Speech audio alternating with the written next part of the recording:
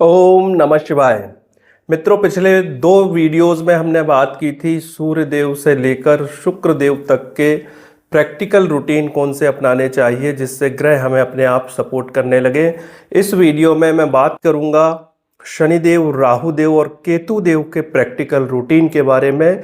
और यदि आपने 21 दिन इन ग्रहों के प्रैक्टिकल रूटीन को अपने जीवन में शामिल किया तो शनिदेव, राहु देव और केतु देव आपके विरुद्ध में काम करना बंद कर देते हैं, आपको सपोर्ट करने लगते हैं। दोस्तों, अक्सर शनिदेव, राहु देव और केतु देव को अशुभ ग्रह, पाप ग्रह या जीवन में समस्याएं क्रिएट करने वाले ग्रह, प्रॉब्लम खड़ी करने वाले ग्रह के रूप में देखा जाता है या प्रचारित किया जाता है, लेकिन वास्तव में ये सच नहीं है। सच्चाई ये है कि शनिदेव, राहु देव और केतु देव के पॉजिटिव एट्रीब्यूट्स को यदि हम अपने जीवन में फॉलो करें तो ये ग्रह हमें सबसे ज़्यादा सपोर्ट करते हैं और हमें अपने जीवन में ग्रोथ पाने में सबसे ज़्यादा हेल्पफुल होते हैं। तो दोस्तों, सबसे पहले बात करते हैं शनिदेव की। शनिदेव को कर्मों का दंड देने वाला ग्रह कहा जाता है, लेकिन दोस्तों शनिदेव केवल कर्मों का दंड नहीं देते हैं, बल्कि ये कर्म और अनुशासन के ग्रह माने जाते हैं। तो ये हमारे कर्मों के टीचर और एग्जामिनर हैं। बहुत छोटी छोटी आदतों से शनिदेव बहुत अच्छे हो जाते हैं और हमारे जीवन में शुभ फल देने वाले बन जाते हैं। दोस्तों, उन छोटी छोटी आदतों को ही हम प्रैक्टिकल रूटीन कहते हैं जो उस ग्रह से संबंधित होती हैं। तो दोस्तों, सबसे पहले प्रैक्टिकल रूटीन की बात करें तो शनिदेव अनुशासन के कारक ग्रह हैं, डिसिप्लिन के कारक ग्रह हैं। तो हमें अपने जीवन में अनुशासन को बहुत ज़्यादा महत्व देना चाहिए और इसके लिए सबसे पहला पॉइंट है कि सुबह जल्दी उठना और रात में समय पर सो जाना, बहुत देर तक जागते ना रहना। यदि आप देर तक जागेंगे तो सुबह उठने में समस्या होगी और डिसिप्लिन टूटेगा, अनुशासन टूटेगा। इसलिए सबसे पहला प्रैक्टिकल रूटीन हमें अपने जीवन में ये बनाना चाहिए कि हमें सुबह जल्दी उठना है और रात को समय पर सो जाना है। दोस्तों, शनिदेव के लिए दूसरा प्रैक्टिकल रूटीन ये है कि हमें अपने छोटे छोटे काम खुद करने हैं, वो हमें अपने परिवार के सदस्यों से नहीं करवाने हैं। जैसे कि अपना बिस्तर उठाकर रखना, अपने कपड़े साफ करना, अपने जूते साफ करना, अपने वाहन को क्लीन करना। दोस्तों, जूते, चप्पल, वाहन, ये सारी चीज़ें शनिदेव के कारक तत्व हैं। तो इन सारी चीज़ों को क्लीन करने की आदत बनानी है और ये काम हमें खुद ही करना है। हमें अपने बालों का, नाखून का और अपने पैरों का और पूरे शरीर के स्वच्छता का ध्यान रखना है। इन सारी चीज़ों में अपडेट रहना है। अगर ये चीज़ें आप सुधार के नहीं रखते हैं, अस्त व्यस्त रखते हैं, तो शनिदेव, राहु देव और केतु देव आपको शुभ फल नहीं देते हैं। दोस्तों, शनिदेव के लिए प्रैक्टिकल रूटीन में अगला रूटीन ये है कि हमें झूठ, कपट और लालच से सदैव दूर रहना चाहिए, क्योंकि राहु देव और केतु देव शनि के एजेंट हैं। और जब भी आप छल, कपट, लालच, इन चीज़ों का सहारा लेते हैं तो खराब राहु एक्टिवेट हो जाते हैं और फिर आपके कर्मों का दंड शनि आपको आपके कर्मों के अनुसार देने में बिल्कुल भी नहीं चूकते हैं, बिल्कुल भी माफ़ नहीं करते हैं, बिल्कुल भी बख्शते नहीं हैं। फिर आप चाहे कुछ भी उपाय करो। तो इसलिए हमेशा ध्यान रखिए, छल, कपट, लालच, शॉर्टकट, इन सारी चीज़ों को अपने जीवन में महत्व ना दें। दोस्तों, शनिदेव के प्रैक्टिकल रूटीन में अगला रूटीन ये है कि किसी ना किसी ज़रूरतमंद की मदद रोज करें। ज़रूरी नहीं है कि ये पैसे से की जाए, आप शारीरिक श्रम करके भी उनकी मदद कर सकते हैं। और ख़ास तौर पर ऐसे लोगों की मदद करिए जो अपने जीवन में मेहनत तो करते हैं लेकिन फिर भी किस्मत उनकी साथ नहीं देती है या उनके प्रारब्धों का उनके जीवन में प्रभाव पड़ रहा है। जैसे भी हो, वो कर्म तो कर रहे हैं लेकिन उनके जीवन में फिर भी समस्याएं हैं। ऐसे व्यक्ति की यदि आप मदद करते हैं तो शनिदेव आपको शुभ फल देने लगते हैं। दोस्तों, छोटे दुकानदार जो फुटपाथ पे या सड़क के किनारे सब्जियां बेचते हैं, ठेले लगाते हैं, यानी रोज मेहनत करके कमाना खाने वाले लोग सब शनिदेव से देखे जाते हैं। बुजुर्ग जितने भी हैं वो सब शनिदेव से देखे जाते हैं। भिखारी भी शनिदेव से देखे जाते हैं। आपको बहुत ध्यान से यह देखना है कि इन लोगों के साथ आपको अपमानजनक व्यवहार नहीं करना है। ऐसे छोटे दुकानदारों के साथ बहुत ज़्यादा मोल भाव ना करें, उनका पैसा या उनका हक कभी भी ना मारें, बुजुर्गों का कभी भी अपमान ना करें। जितना आपसे बन सके उनका रिस्पेक्ट करें, उनकी मदद करें। भिखारियों में भी जो वाकई भीख लेने योग्य हैं, जिनके हाथ पैर नहीं हैं, विकलांग हैं, जो किसी ना किसी बहुत मजबूरी के कारण भिक्षावृत्ति को अपनाए हुए हैं, ऐसे लोगों की मदद करनी है, किसी की भी मदद नहीं करनी है। अगर आप इन चीज़ों का ध्यान रखते हैं तो शनिदेव आपको शुभ फल प्रदान करते हैं। दोस्तों हमेशा याद रखिए, शनिदेव शब्द या ज्ञान से नहीं आदतों से बढ़िया होते हैं, और जब शनिदेव बढ़िया होते हैं तो गरीब को भी राजा बना देते हैं। कैरियर में स्लो मगर परमानेंट ग्रोथ देते हैं। एक्सीडेंट, कोर्ट केस और हमारे जीवन में होने वाला डाउनफॉल से शनिदेव हमको बचाते हैं। हमारी लाइफ में रिस्पेक्ट और स्टेबिलिटी यानी स्थिरता प्रदान करते हैं। दोस्तों अब बात करते हैं राहु देव की। तो राहु देव को सोच और इच्छाओं का ग्रह माना जाता है। राहु जहां पर भी कुंडली में बैठते हैं, जिस भाव में बैठते हैं उस भाव के कारक तत्वों को एक्सपेंड कर देते हैं। जिस ग्रह के साथ बैठते हैं उस ग्रह के कारक तत्वों को बढ़ा देते हैं। राहु हमेशा पाप ग्रह या अशुभ ग्रह नहीं होते हैं, केवल समस्या देने वाले या रुकावट खड़ी करने वाले ग्रह नहीं है। जब राहु देने में आते हैं तो सबसे ज्यादा देते हैं। राहु टेक्नोलॉजी, फेम और मास इन्फ्लुएंस के कारक ग्रह हैं। तो दोस्तों यदि आप राहु देव के प्रैक्टिकल रूटीन को अपने जीवन में अपनाते हैं तो राहु देव के शुभ फल आपको मिलने लगते हैं। तो राहु देव के प्रैक्टिकल रूटीन में सबसे पहली बात है कि राहु देव टेक्नोलॉजी के, ऑनलाइन, सोशल मीडिया आदि के कारक हैं। तो आप इन चीज़ों से संबंधित कोई ना कोई स्किल प्रतिदिन जरूर सीखिए और इसको अपने जीवन में उपयोग में लाइए। यानी मोबाइल, ऑनलाइन और टेक्नोलॉजी से संबंधित स्किल सीखना आपके लिए राहु को यूटिलाइज करना है।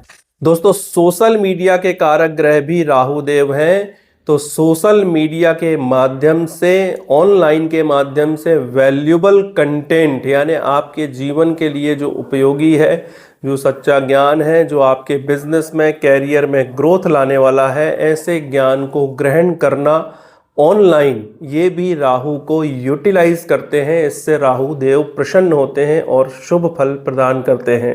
दोस्तों राहु देव को प्रसन्न रखने के लिए 3 चीजें कभी नहीं करनी चाहिए। उनमें से पहला है नशा, दूसरा है फेक इमेज और तीसरी है ओवर थिंकिंग।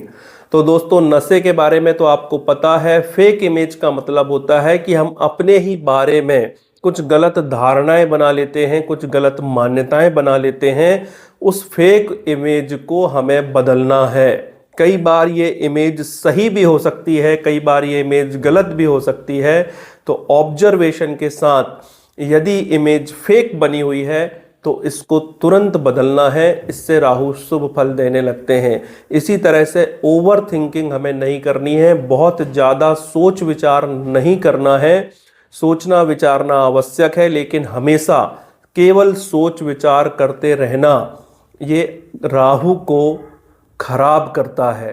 दोस्तों राहु देव के प्रैक्टिकल रूटीन में अगली चीज है कि शाम का समय जो होता है, जब सूर्यास्त होने को होता है, जिस तरह से सूर्योदय के समय एक लालिमा छाई होती है, उसी समय सूर्यास्त के समय भी वातावरण में एक लालिमा छाई होती है। यानी ज़्यादा ना अंधेरा होता है ना ज़्यादा उजाला होता है, और इस समय को राहु देव का समय कहा जाता है। और दोस्तों ये हकीकत भी है, आप आजमा के देखिएगा। ये जो समय है ये हमारे जीवन में भ्रम पैदा करता है।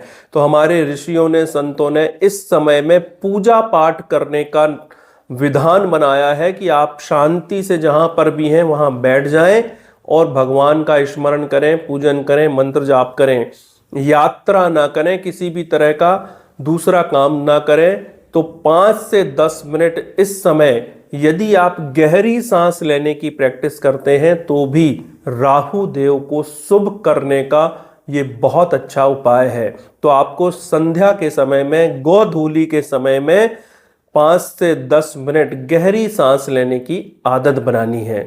दोस्तों, राहु देव का प्रैक्टिकल रूटीन में अगला जो पॉइंट है वो है आपके मन में जो कुछ भी चल रहा है, यानी आपके दिमाग में जो सोच चल रही है, जो इच्छाएं आपके मन में चल रही हैं, दिमाग में चल रही हैं, उनको लिखना शुरू करिए। जब आप अपने सोच विचार को लिखना शुरू करते हैं, इसमें आपको दिमाग नहीं लगाना है कि मुझे अच्छा लिखना है या बुरा। जो कुछ भी आपके मन में आ रहा है, अच्छा से अच्छा, बुरे से बुरा, उन सब चीज़ों को लिखते जाइए।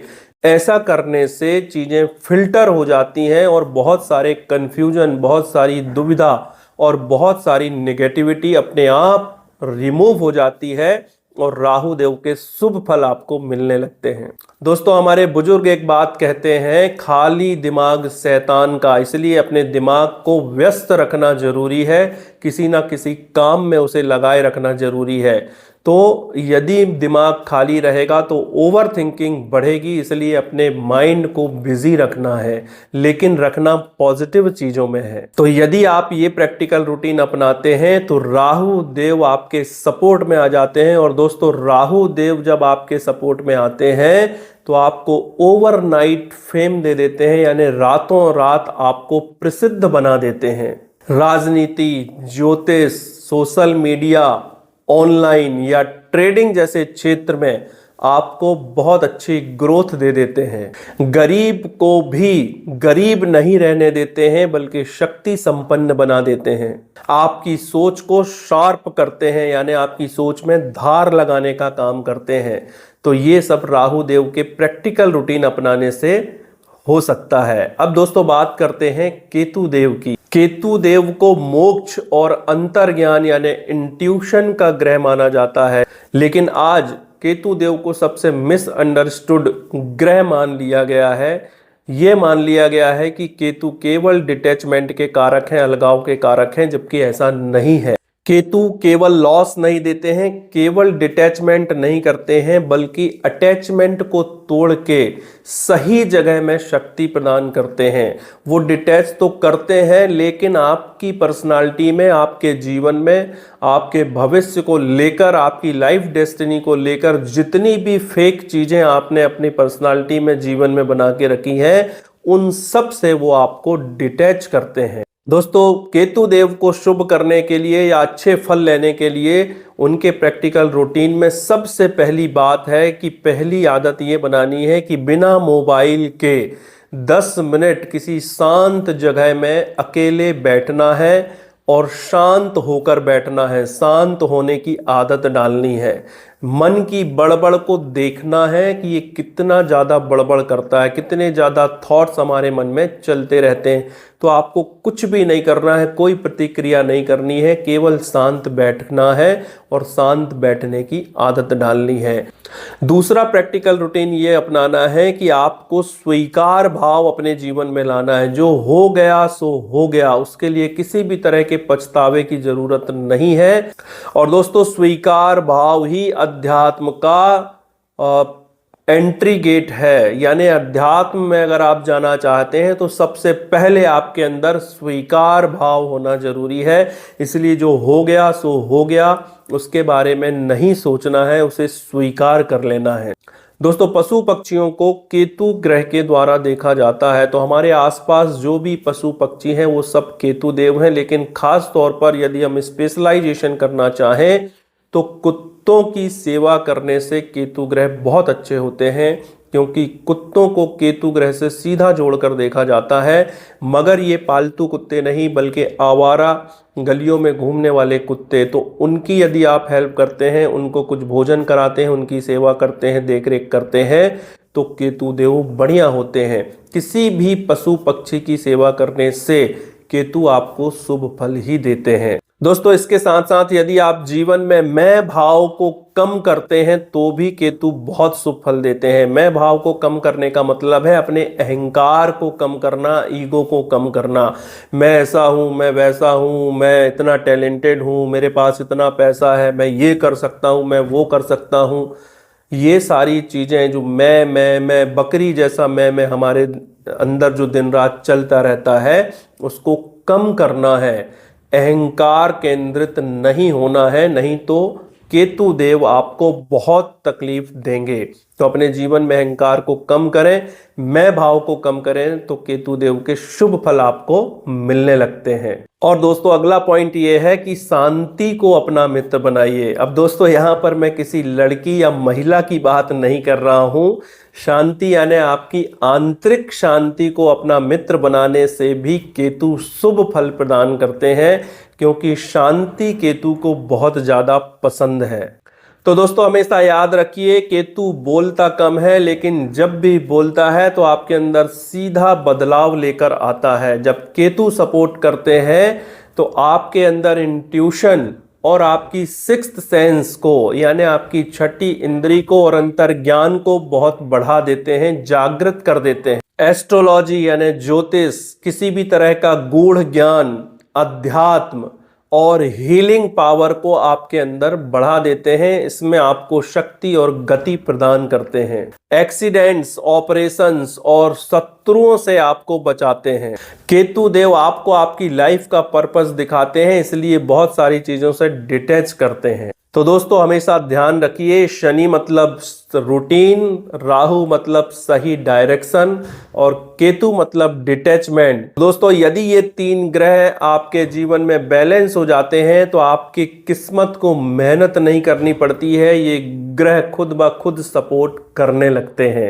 दोस्तों यदि आप चाहते हैं कि आपकी कुंडली के अनुसार शनि राहु केतु के बारे में कुछ बताया जा सके, तो कमेंट में लिखिए शनि राहु केतु। अगले वीडियो में मैं बात करूंगा नव तारा के माध्यम से शनि राहु केतु को किस तरह से विलन मान लिया गया है, जो केवल एक गलत फहमी है। इस विषय पर हम बात करेंगे। यदि वीडियो पसंद आया है तो लाइक करें, शेयर करें, हमारे चैनल को सब्सक्राइब जरूर करें। डर पर आधारित नहीं, जागरूकता पर आधारित ज्योतिष, मनोविज्ञान, अध्यात्म आदि सीखने के लिए हमारे चैनल पर बने रहें। मिलते हैं अगले वीडियो में। ओम नमः शिवाय।